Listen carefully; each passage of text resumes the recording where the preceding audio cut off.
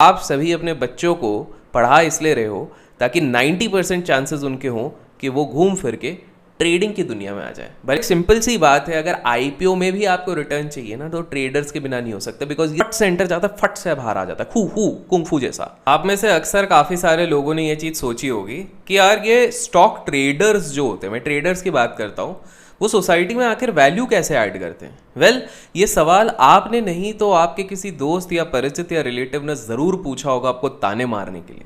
इस वीडियो को एंड तक देखिए और उनके साथ शेयर कीजिए ताकि उनको समझ में आए कि कैसे हम ट्रेडर्स सोसाइटी में कंट्रीब्यूट करते हैं। तो चलिए दही बड़े खाते हुए शुरू करते हैं आज का ये वीडियो।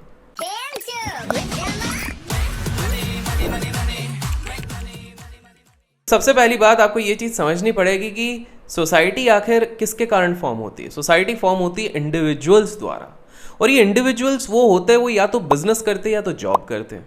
अब आखिरकार हर एक इंडिविजुअल प्रीमियर बी स्कूल या फिर आईआईटी से ही अपनी ग्रेजुएशन करना चाहता है, आईआईटी या फिर आईएम, किस लिए? ताकि उनको बड़ा पैकेज मिले। पर क्या आप सबको पता है कि ये सारे इंडिविजुअल्स जिनको सबसे ज़्यादा पैकेज मिलते हैं इन आईआईटीज़ या आईआईएम्स या किसी भी बड़े विदेशी संस्था में, विदेशी इंस्टीट्यूट में, वो कहाँ पर मिलते हैं? वो मिलते हैं इन्वेस्टमेंट बैंक, वो मिलते हैं प्रोप्राइटरी ट्रेडिंग फर्म, और वो मिलते हैं हेज फंड में। और मज़े की बात पता है, ये सारे ऑर्गेनाइजेशंस का मेजर इनकम, मेजर चंक आता है ट्रेडिंग से। तो इनडायरेक्टली अगर देखा जाए तो आप सभी अपने बच्चों को पढ़ा इसलिए रहे हो ताकि 90% चांसेस उनके हों कि वो घूम फिर के ट्रेडिंग की दुनिया में आ जाए, भले वो इंस्टीट्यूशनल ट्रेडिंग हो, लेकिन ट्रेडिंग ज़रूरी हो। दूसरी चीज़, आपको एक चीज़ समझनी पड़ेगी कि आज आप किसी कंपनी में अगर नौकरी कर रहे हो, जो ये वीडियो देख रहे हैं, आप सभी को कुछ रिसोर्सेज चाहिए रहते हैं। किसी भी कंपनी को ग्रो करने के लिए रिसोर्सेज चाहिए रहते हैं। किसी भी कंपनी को ग्रो करने के लिए कैपिटल की ज़रूरत पड़ती है। बिकॉज सिंपल सी बात है, अगर कोई कंपनी आपको आज सैलरी दे रही है, कोई कंपनी आज आपको हाइक दे रही है, बोनस दे रही है, तो वो केवल ऐसे ही नहीं दे सकती है। उसको पैसे उठाने पड़ेंगे, उसको इनकम बढ़ानी पड़ेगी, और इसके लिए वो दो चीज़ों का सहारा लेते हैं। पहला होता है डेट और दूसरा होता है इक्विटी मार्केट्स। जो आईपीओ आता है ना, वहाँ से पैसे उठाया जाता है और इन सारी एक्टिविटीज़ के लिए यूज़ किया जाता है। आपको ये चीज़ समझनी है कि शेयर मार्केट में ट्रेडर्स जिस तरह का मोमेंटम बना के रखते हैं किसी भी कंपनी के शेयर प्राइस का, उसके बेसिस पे उनको प्रायोरिटी मिलती है to access the fund from the market. अर्थात ये है कि अगर शेयर बाजार में, शेयर मार्केट में उनका स्टॉक अच्छे से परफॉर्म कर रहा है because of the liquidity by the traders, तो उनको लोन्स भी अफोर्डेबल रेट्स में मिलते हैं कंपैरेटिवली। कैपिटल एलोकेशन उनका आसान हो जाता है। उनको जो डेट भी रेस करना पड़ता है वो स्लाइटली कम इंटरेस्ट में मिलता है। और आपको पता है ये सारी चीजें क्यों होती है? It is because the liquidity is maintained by traders. Because एक निवेशक क्या है, निवेशक तो आज लेते हैं, उसके बाद 10 साल तक भूल जाते हैं। विद ड्यू रिस्पेक्ट, मैं खुद निवेश भी करता हूं, बट पॉइंट आज हम बात कर रहे हैं कि ट्रेडर्स किस प्रकार से कॉन्ट्रीब्यूट करते हैं। तो सेकेंड थिंग इज कि ट्रेडर्स फैसिलिटेट करते हैं resources for various companies.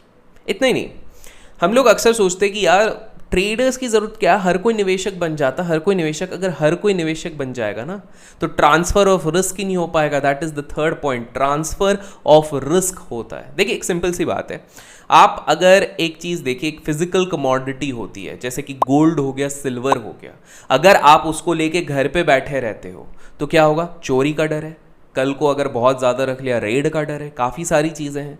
But यहाँ पर because of speculator and trader इतनी लिक्विडिटी बनी रहती है कमोडिटी मार्केट में कि एक आम इंसान भी सोचता है कि यार चलो मुझे बेटी की शादी के लिए अगर सोना रखना है, उस भाव का सोना रखना है। मेन क्या होता है, इंपॉर्टेंट उनको ये रहता है कि कल को इसका भाव ना बढ़ जाए, उस भाव पे सोना रखना है, तो वो डिजिटली भी रख सकते हैं। और वहाँ पर जो वो लिक्विडिटी क्रिएट करता है वो निवेशक नहीं करता, वो करता है ट्रेडर। इनफैक्ट जो प्राइस मैकेनिज्म सेट होता है ना भाई, वो भी ट्रेडर करता है। तो ये चीज़ आप ध्यान रखिए। नेक्स्ट चीज़, आपको एक चीज़, अच्छा बाय द वे, अगर आप proud to be a trader हो तो कमेंट्स में ट्रेडर ज़रूर लिखना, और इस वीडियो को लाइक जितना हो सके कीजिए, ताकि जो ट्रेडिंग कॉम पे एक सवाल बार बार उठता है ना कि भाई क्या करते हो तुम लोग, क्या ही सोसाइटी को कंट्रीब्यूट कर रहे हो। ये वीडियो मैं 8 से 10 ऐसे ही पॉइंट बताऊंगा ताकि आप लोग भी अपने आप को डिफेंड कर सको कि भाई ये वाली चीज़ है। नेक्स्ट चीज़ हम बात करते हैं, हम बोलते हैं आईपीओ की, मैंने अभी थोड़ी देर पहले बात करी, ठीक है। आप बोल रहे हो कि यार या प्राइमरी वो वाली चीज़ है, प्राइमरी मार्केट है।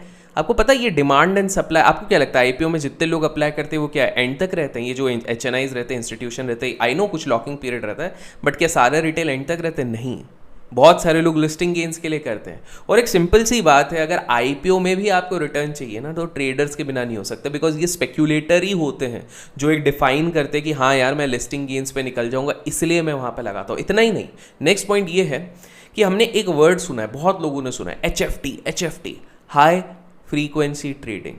आप लोगों को बता दूं कि 2007-8 के बाद से, इनफैक्ट 2006 से अगर मैं बोल लूँ, काफ़ी पीक पे गया है एचएफटी। हाई फ्रीक्वेंसी ट्रेडिंग क्या होती है? एक सेकंड के अंदर आप जब तक सोचते हो कि मैं इधर ट्रेड प्लेस करूंगा, फट से एंटर जाता है, फट से बाहर आ जाता है, हु कुंग फू जैसा एकदम वो हो जाता है। अब एक चीज़ आप नोटिस करो, आपको पता है टेक्नोलॉजी के वर्ल्ड में स्पेसिफिकली ये जो हम बात कर रहे हैं, not just trading but faster execution वाला, अगर आप गूगल करेंगे तो आपको पता लगेगा एचएफटी ट्रेडिंग के कारण टेक्नोलॉजी वर्ल्ड में भी एक डिसरप्शन आया है। जी हाँ, there are people from MIT and Harvard, मैं बाहर की बात कर रहा हूँ, अपने पुणे वाले एमआईटी की बात नहीं कर रहा हूँ, एमआईटी और हार्वर्ड के जो सबसे इंटेलिजेंट पीपल प्रोड्यूस हो रहे हैं वहाँ से, वो इन एल्गोरिदम्स को सेट करने पे लग रहे हैं। वो बड़ी बड़ी कंपनीज में काम कर रहे हैं टेक फील्ड में to set up these softwares. They are working with companies like Goldman, they are working. So technical वालों के लिए भी ना एक बहुत ही मैसिव जॉब अपॉर्चुनिटी क्रिएट करता है। आज एक ब्रोकर के पास जाते हो, एक टेक्निकल बैकएंड चाहिए, काफ़ी सारी चीज़ें चाहिए जिसका आपको हेल्प मिलता है यहाँ से। अच्छा, आप में से काफ़ी सारे लोग काफ़ी ज़्यादा हेल्प पाते होंगे आज के टाइम पे। डीमार्ट आ गया, राइट? डीमार्ट आ गया तो आप लोग काफ़ी उसका मज़े लेते हैं, ऑल दोज थिंग्स। बट क्या आपको पता है डीमार्ट एग्जैक्टली कर क्या रहा है? वॉलमार्ट एग्जैक्टली कर क्या रहा है? क्या वो मैन्युफैक्चर कर रहे हैं? कोई नई चीज़ खुद बना रहे हैं क्या? डीमार्ट खुद का कुछ बना रहा नहीं, वॉलमार्ट खुद का बना नहीं। वो लोग क्या कर रहे हैं, कहीं से कोई चीज़ ले रहे हैं, ठीक है, बीच में वो थोड़ा सा उनका मार्जिन बना रहे हैं और किसी को बेच रहे हैं। तो जो लोग ये सवाल उठाते हैं ना कि ट्रेडर प्रोड्यूस क्या कर रहे हैं, तो ऐसे काफ़ी सारे बिजनेस होते हैं जो खुद का कुछ प्रोड्यूस नहीं करते।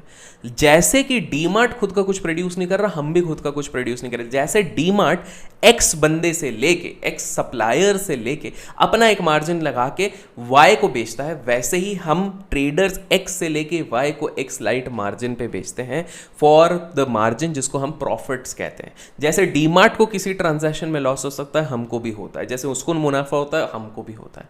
ये चीज़ होती है that this is also a serious business. आप में से कुछ लोग बोलोगे कि यार तुम तो अंधभक्ति के कारण बोल रहे हो कि ट्रेडिंग वो है, बट एक सेकेंड एक और चीज़ बात बताता हूँ मैं आप लोगों को। आप लोग कहीं पर भी आज जाते हो, ठीक है, कोई भी बाहर अगर आप जाते हो तो आपको क्या चाहिए? कुछ भी चीज़ खरीदने के लिए आपको पैसा चाहिए, करेक्ट? कोई भी प्रोडक्ट खरीदने के लिए, कोई भी सर्विसेज खरीदने के लिए।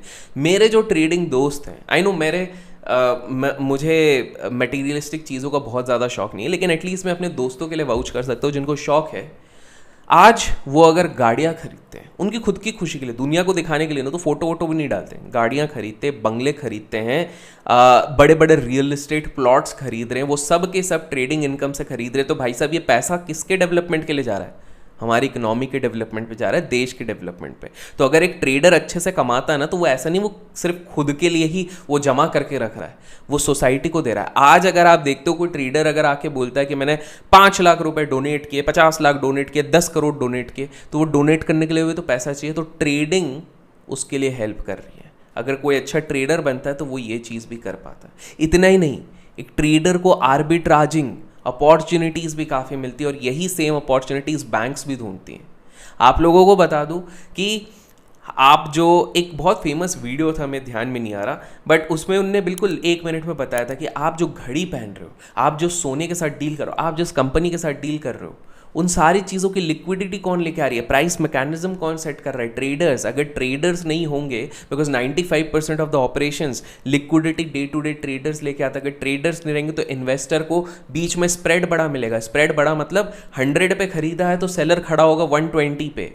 आप समझ रहे हैं ये वाली चीज़ को? एग्जीक्यूशन ही नहीं हो पाएगा। ये तो थैंक्स टू ट्रेडर्स है कि 100 वाले को 100.1 पे भी एक सेलर मिल जाता है अगर लिक्विडिटी। इतना ही नहीं, एक ट्रेडर चार्जेस के तौर पे कितना कुछ देता है। वो एसटीटी देता है, वो ब्रोकरेज देता है, वो एक्सचेंज रिलेटेड चार्जेस देता है, वो सेबी का चार्जेस देता है, वो एजुकेशन सेस देता है, वो दुनिया भर के सेस देता है। हम लोग ऑडिट वालों को अलग से पैसा देते हैं, ऑडिट के बाद सरचार्ज अलग से देते हैं। तो आपको समझना है भाई, ये सारा पैसा कहाँ जा रहा है? ये सारा जा रहा है गवर्नमेंट के पास। हम लोग फाइनली, सबसे इंपॉर्टेंट चीज़ है, जॉब अपॉर्चुनिटीज़ क्रिएट करते हैं। आप सोचो अगर ट्रेडर ही नहीं होंगे, ब्रोकरेज ही जनरेट नहीं होगा, तो ये जितने सारे ब्रोकर्स हैं, चाहे ज़रोदा बोलो, अपस्टॉक्स बोलो, ICICI सिक्योरिटी बोलो, कोटक सिक्योरिटी बोलो, शेर खान बोलो, धन बोलो, आधे से ज़्यादा तो मैं प्रमोट कर चुका अपने चैनल पे। बट पॉइंट ये है कि अगर इन लोगों को एम्प्लॉयज़ रखने हैं, टेक्निकल टीम रखनी है, बैकएंड की टीम रखनी है, हज़ार लोगों की टीम बनानी है, इनके खर्चे कहाँ से निकलेंगे? क्योंकि पेड़ लगे हुए हैं क्या, वहाँ से पैसे आएंगे? स्टॉक ट्रेडर के कारण।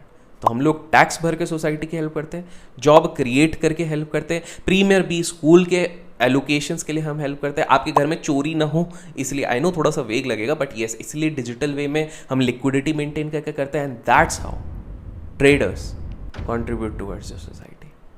आई नो इन्वेस्टर्स इससे थोड़ा सा ऑफेंड हो जाएंगे, but with due respect, investing तो one of the best professions है, बट ये ट्रेडिंग में बार बार जो लाछन उठती है ना, उसको साफ करना ज़रूरी था, इसलिए मैंने ये वीडियो बनाया। आशा करता हूँ आज की इस वीडियो से आपका एक पर्सपेक्टिव, एक माइंडसेट चेंज हुआ होगा।